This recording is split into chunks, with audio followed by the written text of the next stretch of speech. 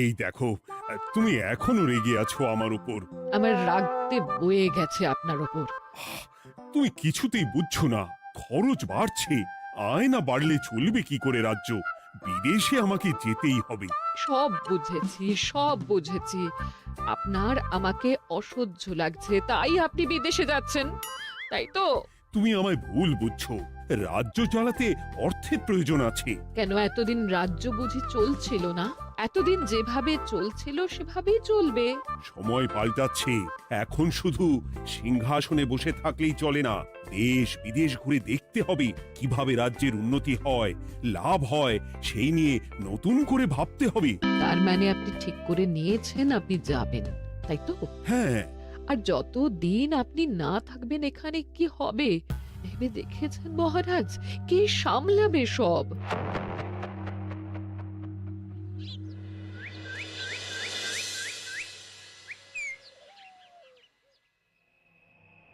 চিঠি?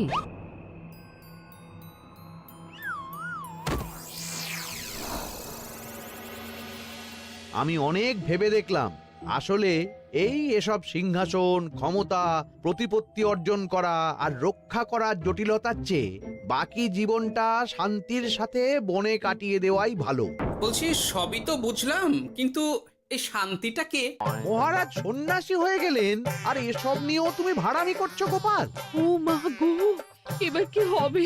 চিন্তা করবেন না রানীমা, কৃষ্ণনগরকে আমি আমার বুক দিয়ে আগলে রাখবো। আপনার ছাতির মাপটা ঠিক মতো জানেন তো মন্ত্রী মশাই? মানে ওই গোটা কৃষ্ণনগরকে কি আপনি আপনার বুকের মধ্যে আগলে রাখতে পারবেন? গোপাল! মার্জনা করবেন মন্ত্রী মশাই। আমি বলছিলাম কি, ওইসব আগলে টাগলে রাখার আগে ওই ভালো করে খুঁজে দেখুন সব। মানে কি বলতে চাইছো কি তুমি? মহারাজকে খুঁজে বার করুন মন্ত্রী মশাই, লোক পাঠান। তিনি হয়তো এখনো বেশি দূর যেতে পারেননি। এটা কিন্তু ঠিক বলেছে গোপাল, তাকে একবার যদি খুঁজে পাই আমরা। আপনি চিন্তা করবেন না রানীমা, আমি এক্ষুনি লোক পাঠাচ্ছি। আর গোপাল, রানীমাকে বিশ্রাম নিতে দাও। যাও এখন, যত সব।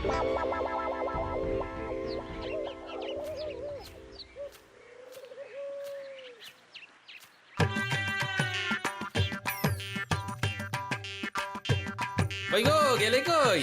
এক ঘটি জল দাও দেখি। ওই জলই খেতে হবে, শুধু জল। ঘরে এক দানাও চাল নেই। যদি বাজারে না গেলে আজ হরি মটর। রাজ্যে রাজা নেই আর তুমি ঘরে চাল নেই বলে চিল্লামিল্লি করছো, চত্ব সব। ও মা গো, মহারাজ রাজ্যে নেই তো গেলেন কই? হ্যাঁ, বনবাসে। সে কি গো, এবার কি হবে তাহলে? কপালে যা লেখা আছে তাই হবে, আর কি। এই তোমার চাকরিখানা থাকবে তো? হ্যাঁ, না থাকলে বাটি হাতে বেরোবো, চিন্তা কি?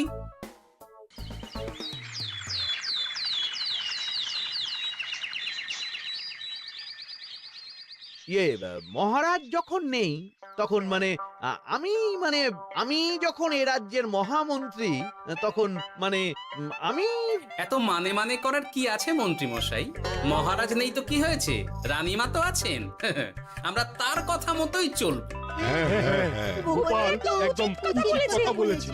হ্যাঁ হ্যাঁ, আমিও তো তাই বলছিলাম। মহারাজ যখন নেই তখন রানীমার নির্দেশ মতোই তো আমাদের সামলাতে হবে সব। কতদিন আর আগলাবে গোপাল? আজ নয় কাল এই শর্মাকেই বসতে হবে এই সিংহাসনে। যতদিন পারি ততদিন তো চেষ্টা করতেই হবে মন্ত্রী মশাই। আপনি যদি চলেন ডালে ডালে, আমি চলি পাতায় পাতায়। রাজা মশাই আছেন? আমি অনেক দূর থেকে আসছি।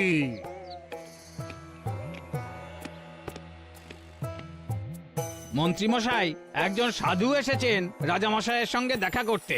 বলছেন অনেক দূর থেকে এসেছেন। জানো না মহারাজ এখন নেই? যাও, চলে যেতে বলো ওকে।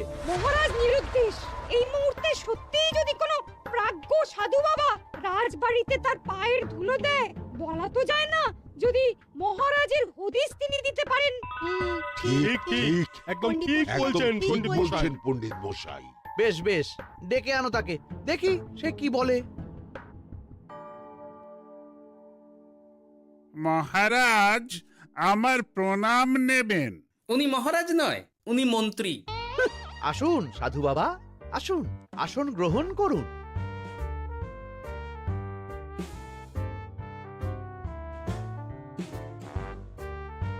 এ কি করলেন সাধু বাবা? এটা তো মহারাজের সিংহাসন। আপনার জন্য আমি অন্য আসনের ব্যবস্থা করে দিচ্ছি, আপনি বরং সেখানে বসুন। ওহ, রাজাই যখন নেই তখন তার সিংহাসনে বসতে ক্ষতি কি? আপনি কি করে জানলেন মহারাজ নেই? বুঝলে না, সাধু বাবা যে অন্তর্যামী গোপাল। এবার কি হবে? উনি যদি বলে দেন মহারাজ কোথায় আছেন, তাহলে তো আমার আর বাবা পণ্ডিত মশাই, আগেই ওরকম হামলে পড়বেন না। আচ্ছা, আপনি যদি অন্তর্যামী হন, বলুন তো আমাদের রাজা মশাই কোথায় গেছেন? জবর জটা কালো চুলে দেনামা অতীত বলেন। বুম! মহারাজ বনবাসে গেছেন। এটা যখন বলেছেন সাধু বাবা, তাহলে মহারাজ এখন কোথায় আছেন সেটাও নিশ্চয়ই আপনি বলে দিতে পারবেন। গোপাল, সব বিষয়ে নাক গলিও না তো তুমি। ঠিক ঠিক আছে, রাজা মশাইকে নিয়ে চিন্তা হওয়া তো খুবই স্বাভাবিক, কিন্তু গোপাল, রাজা মশাই বনবাসে গেছেন, তাকে আর সংসার মায়ায় বাঁধা ঠিক কাজ হবে না। এ আপনি কি বলছেন সাধু বাবা? মহারাজ না থাকলে রাজ্য চলবে কেমন করে? নতুন রাজা নির্বাচন করতে হবে। এই তো খেলা জমে গেছে, একে দিয়েই কাজ হবে মনে হচ্ছে। সাধু বাবা, এসব নিয়ে নয় পরে আলোচনা করা যাবে। এই কে আছো? সাধু বাবার পা ধুইয়ে দাও ভালো করে। না, বিষয়টা ঠিক সুবিধের মনে হচ্ছে না। আহা মন্ত্রী, করেছ কি?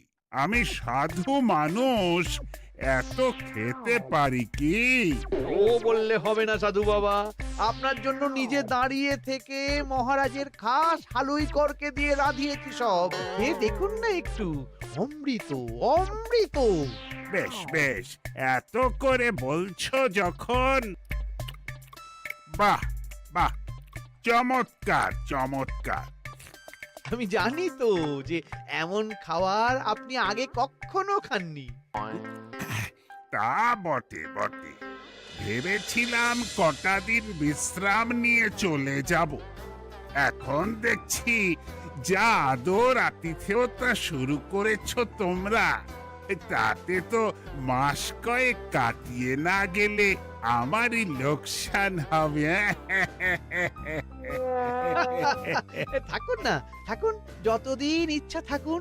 আমার ইচ্ছা অনুযায়ী সব চললে তো ওই গোপালের জায়গায় আপনাকেই সবার মহারথী করে রেখে দিতাম চিরকাল।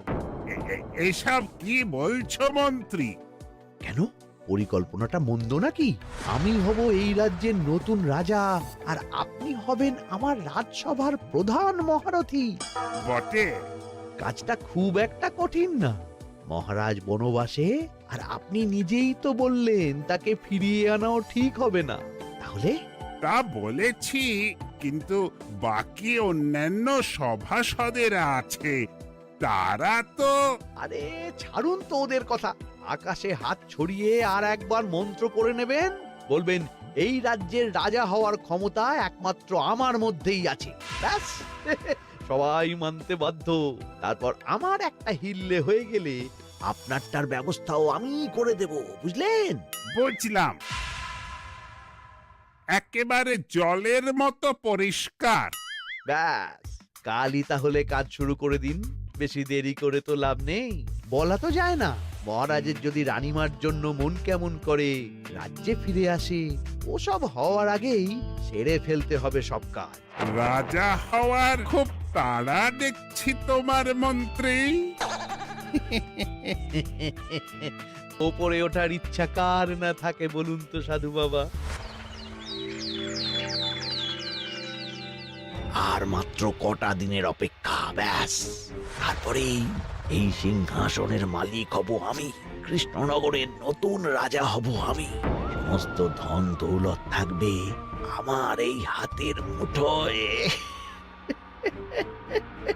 কি অত ভাবছেন মন্ত্রী মশাই একা একা? মানে কি ভাবছি তার কৈফিয়ত তো তোমায় দিতে হবে, হ্যাঁ? হিমা ছি ছি ছি আপনি কেন কৈফিয়ত দেবেন? আপনার মুখ দেখলেই তো বোঝা যাচ্ছে যে আপনি কি ভাবছেন। তাই বুঝি? তা বলো দেখি কি ভাবছি আমি। আপনি ভাবছেন ওই কৃষ্ণনগরের সিংহাসনের কথা। শুনে ফেললো নাকি সব? আপনি ভাবছেন আমাদের মহারাজের কথা, তাকে কিভাবে ফিরিয়ে আনা যায় সেই কথা, তাই না? মহারাজকে যে আর ফিরিয়ে আনা যাবে না,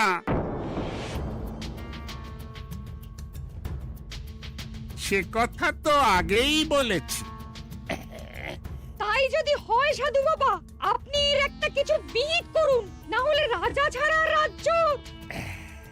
ঠিক বলেছ, রাজা রাজ্য, নুন ছাড়া তরকারি, আলো ছাড়া দিন, জল ছাড়া জীবনের মতো। তাই যত দ্রুত সম্ভব নতুন রাজা নিয়োগ করা দরকার। কিন্তু এ বিষয়ে সিদ্ধান্ত নেওয়ার আগে রানীমার সাথে কথা বলা জরুরি। তার চেয়েও জরুরি একটা কাজ আগে করা দরকার। কিসের কথা বলছেন মন্ত্রী মশাই? গোপালের বহিষ্কার। এ আপনি কি বলছেন মন্ত্রী মশাই? একে রাজা মশাই, তার মধ্যে গোপালের মতো বিচক্ষণ মানুষকে রাজসভা থেকে বহিষ্কার করলে তো রাজ্যেরই ক্ষতি। এটাই হচ্ছে সমস্যা। এই কক্ষে যার যেটা কাজ নয় সে সেটা নিয়ে বেশি চিন্তিত।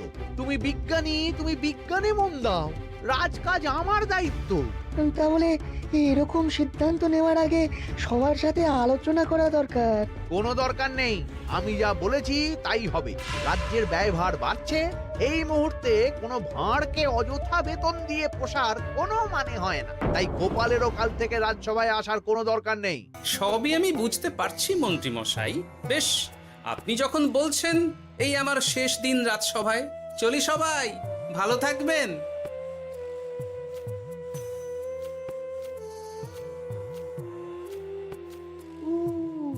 এত সহজে যে বেটা মাঠের বাইরে চলে যাবে বুঝতেই পারিনি আগে। এবার আমার আর সিংহাসনের মাঝে নেই কোনো বাধা, নেই কোনো কাটা। তুমি চিন্তা করো না, আমি নিজে মন্ত্রীর সাথে কথা বলবো। না না রানীমা, সেসবের দরকার নেই।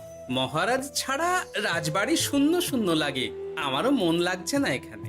বেশ, যা ভালো বোঝো তাই করো, তবে ডাকলে এসো কিন্তু। হ্যাঁ রানীমা, নিশ্চয়ই আসবো। এখন আমি চলি।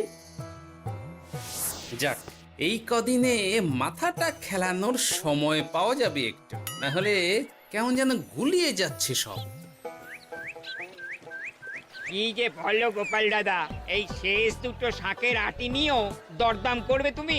ওরে, আমি বেকার মানুষ, দরদাম না করে উপায় আছে আমার? হ্যাঁ শোনো শোনো শোনো, মহারাজ কৃষ্ণচন্দ্রের অবর্তমানে কৃষ্ণনগরে নতুন রাজা হিসেবে নির্বাচিত হবেন রাজ্যের মহামন্ত্রী।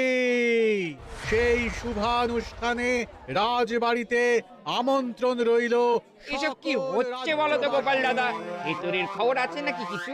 না গো ভাই, তুমিও যা জানো আমিও ততটুকুই জানি। ও গোপাল দাদা, ব্যাপার কি? এ সময় এখানে কি চাই? রানীমার জরুরি তলব, এখনই ওই রাজবাড়ি যেতে হবে তোমাকে। কিন্তু আমার যে বাজার হয়নি এখনো। আরে ওসব বাজার টাজার পরে হবে, তুমি এখন আমার সাথে চলো তো। মন্ত্রীকে আমি বিশ্বাস করেছিলাম, ও যে এইভাবে বিশ্বাসের সুযোগ নেবে আমি একদম বুঝতে পারিনি। আমাদের এক্ষুনি অন্যান্য সভাসদদের সাথে কথা বলা দরকার রানীমা। কারোর সাথে কথা বলার দরকার নেই রানীমা, আমি নিজেই চলে এসেছি আপনার সাথে কথা বলতে। এখানে কি জন্য এসেছো গোপাল? রানীমার কান ভাঙাতে? বাহ, আপনি সবার মাথা মুড়িয়ে সিংহাসন কবজা করতে পারেন, আর আমি রানীমাকে সেই সত্যি কথা জানাতে পারি না? চুপ! ভুলে যেও না, আমি কৃষ্ণনগরের হবু রাজা। মুখ সামলে কথা বলবে আমার সাথে। এসব কি হচ্ছে মন্ত্রী মশাই? রাজা মশাই নেই, সেই সুবাদে এ কি শুরু করেছেন আপনি? আমায় আপনি ভুল বুঝবেন না রানীমা, আমার হয়ে যা বলার সাধু বাবাই আপনাকে বুঝিয়ে বলবে সব। উনি আর কি বোঝাবেন? কতদিন এসেছেন উনি, কি জানেন এই রাজ্যের বিষয়ে? সাধনা মা, সবই সাধনা। সাধনার জোর থাকলে সবকিছুই জানা যায়। ভূত ভবিষ্যৎ অতীত সব। সেই জোর থেকেই বলছি মা, মন্ত্রীর কপালে আমি জ্যোতি দেখতে পাচ্ছি। মন্ত্রী যদি রাজ্যের রাজা হয়, এ রাজ্যের উন্নতি কেউ ঠেকিয়ে রাখতে পারবে না। আপনাদের একটা কথাও বিশ্বাস করি না আমি, এসব আপনাদের ষড়যন্ত্র। এ আপনি ভুল করছেন রানীমা। যা হোক, যে কথা আমি বলতে এসেছি, রাজা যখন আমি হচ্ছি তখন তো আমাকে এই প্রাসাদেই থাকতে হবে, ফলে আমার স্ত্রীকেও এখানে এসেই থাকতে হবে। সে তো আর একা থাকতে পারবে না। তাই আপনি যদি এই ঘরটা ছেড়ে দিতেন। কিন্তু মন্ত্রীমশাই, তুমি কি বলছো মন্ত্রী? এখানে না থাকলে রানীমা থাকবেন কোথায়? আর আমি তো এমন কোন বিধান দিইনি যে রানীমাকে অন্যত্র পাঠাতে হবে। সবকিছুর জন্য তো আপনার বিধান দরকার নেই সাধু বাবা, এ আমার নিজের বিধান। আমি রাজা হব, আমার স্ত্রী রানী হবে, তারও তো অধিকার আছে রানীর মতো থাকার, রানীর মহলে থাকার। আপনার ব্যবস্থা আমি অন্যত্র করে দেব রানীমা, আপনি কিচ্ছু ভাববেন না। হাজার হোক আপনি আমাদের প্রাক্তন মহারাজের স্ত্রী বলে কথা। কি বলো গোপাল? আমার মনটা আসলে অনেক অনেক বড়, তোমরা খালি দেখতে পাও না সেটা। কাজটা কি আপনি ঠিক করলেন মন্ত্রীমশাই? শোনো গোপাল, আমাকে ঠিক ভুল বোঝাতে এসো না তুমি, বরং কাল সময় মতো চলে এসো। কৃষ্ণনগরের নতুন রাজার রাজ্যাভিষেকের জন্য মহাভোজের আয়োজন হবে। যতদিন পাচ্ছ খেয়ে নাও পেট ভরে।